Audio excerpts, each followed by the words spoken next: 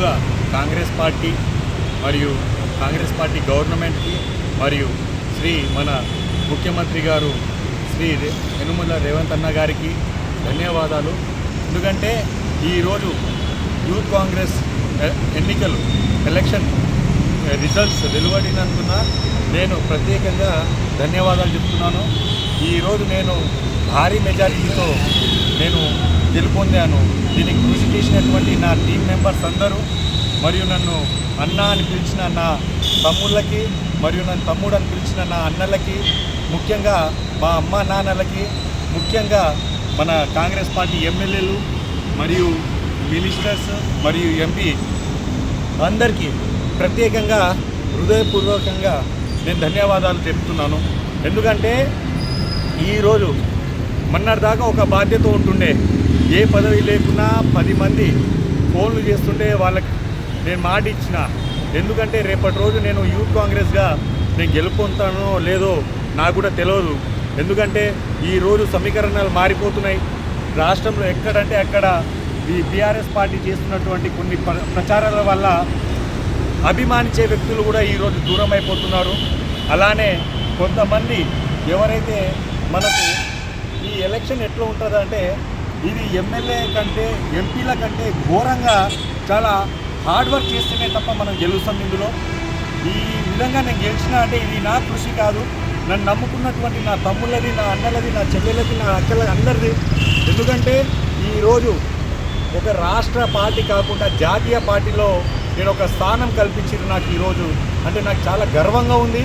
ముఖ్యంగా వాళ్ళందరికీ కూడా కృతజ్ఞతలు నేను తెలుపుతున్నాను. మన శివసేన అన్న ఎవరైతే యూత్ కాంగ్రెస్ ప్రెసిడెంట్ అందరూ ఉన్నారో, అలానే వెంకట్ బల్మూరి అన్న గారికి, అలానే నన్ను ఎక్కువగా సహకరించిన నా అక్క సీతక్క గారికి, అలానే కోమటిరెడ్డి అన్న గారికి, ముఖ్యంగా ఉత్తమ్ కుమార్ రెడ్డి అన్న గారికి, అలానే అన్ని నియోజకవర్గాల్లో ఉన్నటువంటి అన్ని ఎమ్మెల్యేలు, అందరు ఎమ్మెల్యేలు మరియు అందరూ ఎంపీస్ అందరికీ నేను రుణపడి ఉంటా.